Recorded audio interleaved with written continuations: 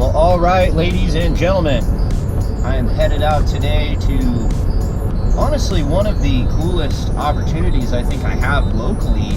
We have a river that is open year-round to trout fishing. It is fly fishing only, which I love to fly fish. But you know, it's called the Fall River in Deschutes County, Oregon, and you know, it is one of the most crystal clear, just absolutely beautiful places that I've ever fished, and you'll definitely see in the footage here.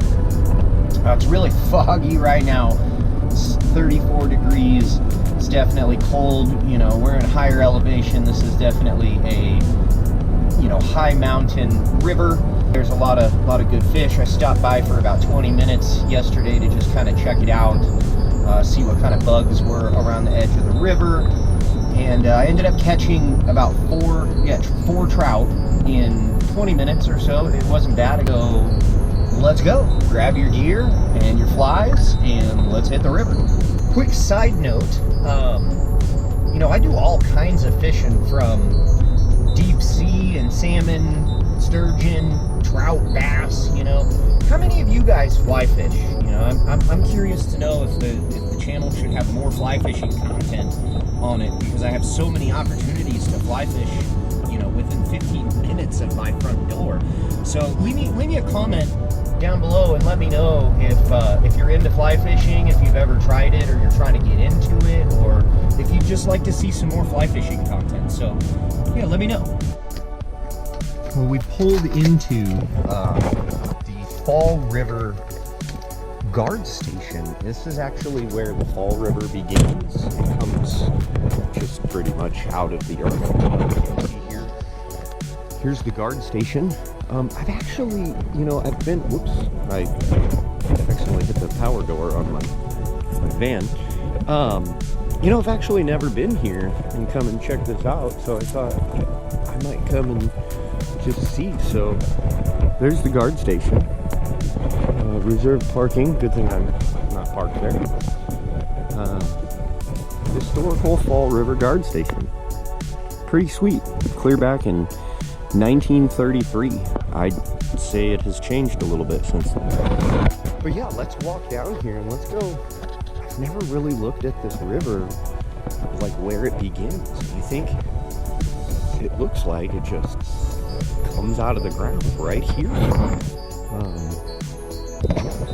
Look at that. No river over there.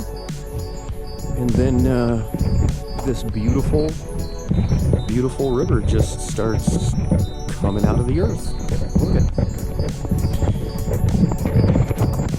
You want to talk about being, you know, headwaters of a river? Well, here you go. I mean, that's literally where it starts. Check it out.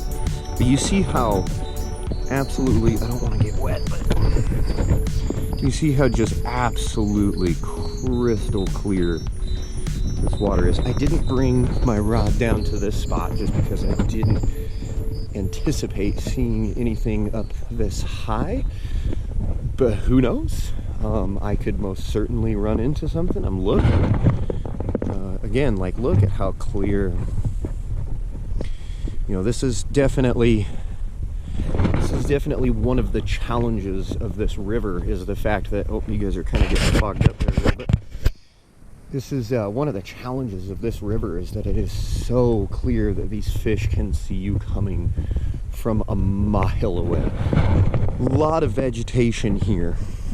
I don't think that we're gonna really see too much. I know a few really good locations on the river, downriver, where there's plenty of fish holding, so I think I'm probably just gonna go hop back in the car and head to those spots so that we can go get some quality footage. Maybe I'll stick the camera under the water, let you guys see some fish in that super crystal clear.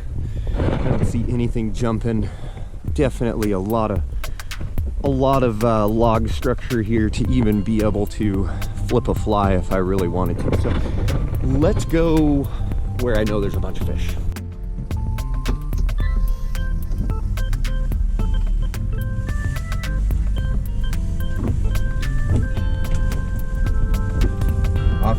spot. You know, it's really, really cold out there. As a matter of fact, look, my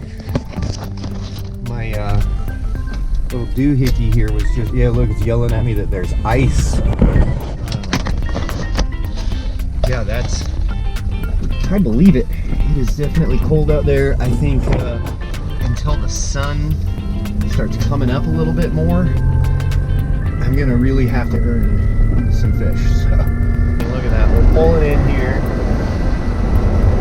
There's definitely fish here. There's no doubt about that. So we're gonna go down here. We're gonna at least see some fish. There's no one here. I have this to myself, which is kind of crazy, to be totally honest. Sweet. This is freaking awesome. So we're gonna grab the fly rod. I probably don't need glasses today. Fuse frames, definitely what I recommend. You can really see in the water with those, and of course the steelhead gear hat. Always got to be rocking steelhead gear. Definitely go check them out. Got to get the vest and the trusty fly rod.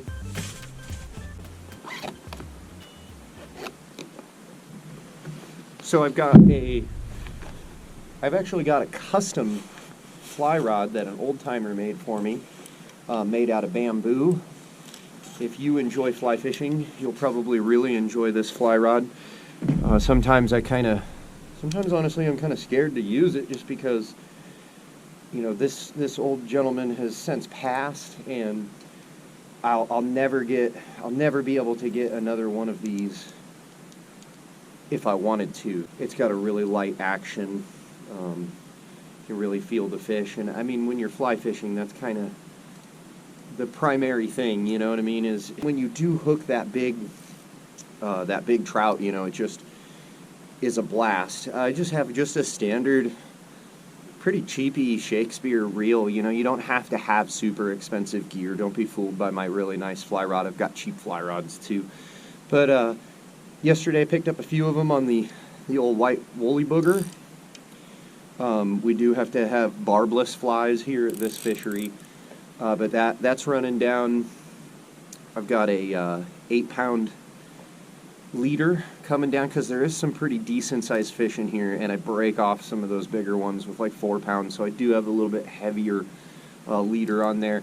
That's bumping up to a fine grip knot, running up to something more in the 12-pound. As we go up, we've got, I don't know, probably a good 4 or 5 foot of lead, and then I've got my little float there so I can see when I get my strike, and then up from there we start to begin to tie on to my tapered leader with yet another fine grip knot, and that runs all the way up to my floating line. But that's you know, that's what I'm going to throw at first. We will see. One of the best things that you can do is when you first get here, you can go down to the water. I'll show you, and we can kind of scurry out the bugs that are next to the river and get an idea of what's naturally going on out there, and that can change the game of what we're going to use. To get up here to this spot, and there's just always just a ton of trout stacked right up in here, and you can see all of them. It's really a pure delight and joy to be able to do such a sight fishing opportunity. You know, you can see them come up and hit it a lot of the times.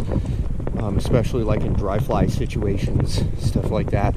It's great. Oh, I just watched one rise. So there is dry flies that they are eating. But here, you know, check this out. If you've seen some of my other videos, you've probably seen me down at this spot. But yeah, here, let me set my rod down here. There we go, the old trusty rod. But yeah, as we look in the water, like, look, we can already see. There's one right there. There's 2 or 3 nice ones sitting right there.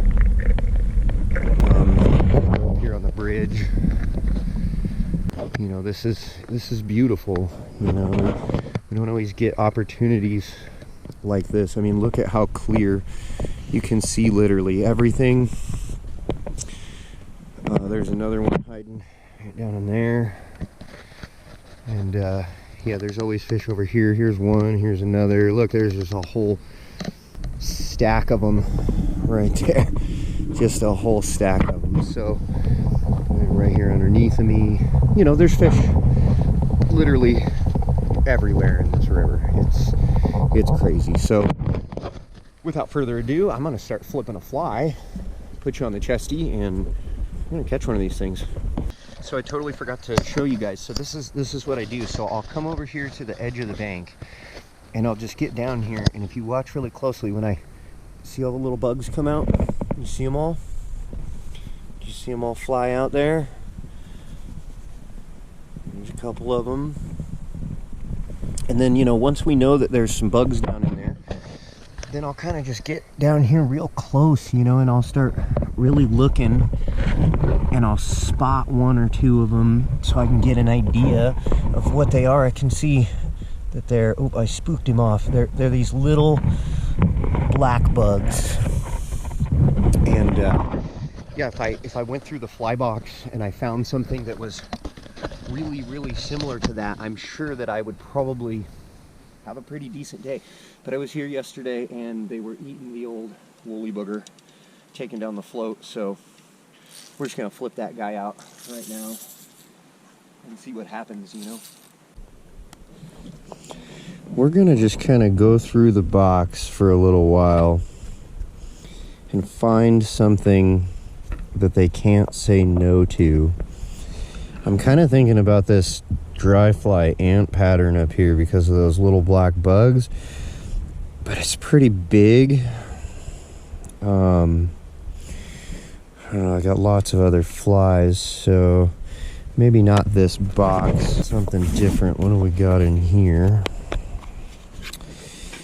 There's not a whole lot in here, and not a lot in the black pattern. This one can do really good here, though. You know what? I've caught a lot of fish on this in the past here. So it's going to be worth a shot. This is what we got going on. I don't know if we can see that on the camera or not, but it's been effective, so we'll tie that on there.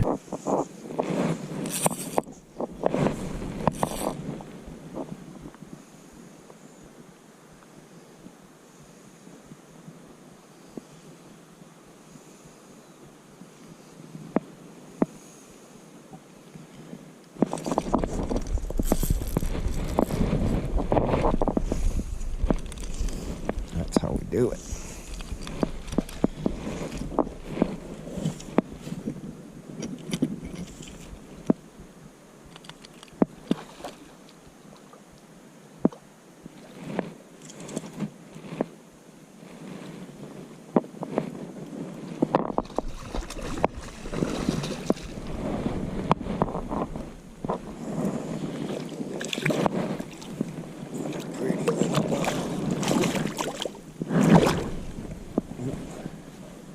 Oh, I broke it. That was a good fly. Right here, he literally still has it in his mouth. Look.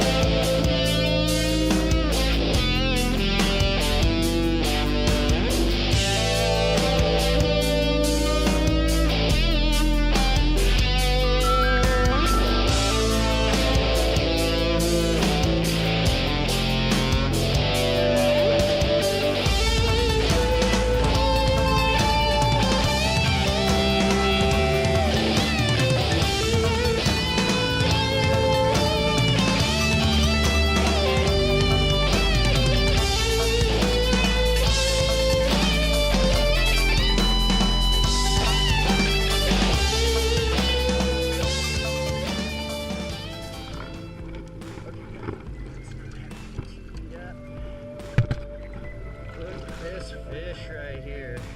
We want to wet our hands before we touch this trout. Beautiful color. That's a catfish, right?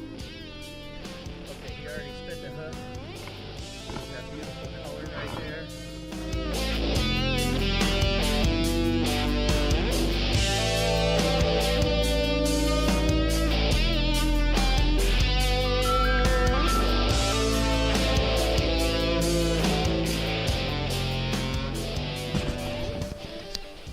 Well, that is going to do it, guys. I hope you enjoyed this episode. Definitely make sure to hit the like button, subscribe to the channel, and keep going out there and chasing those fish. We'll see you guys later.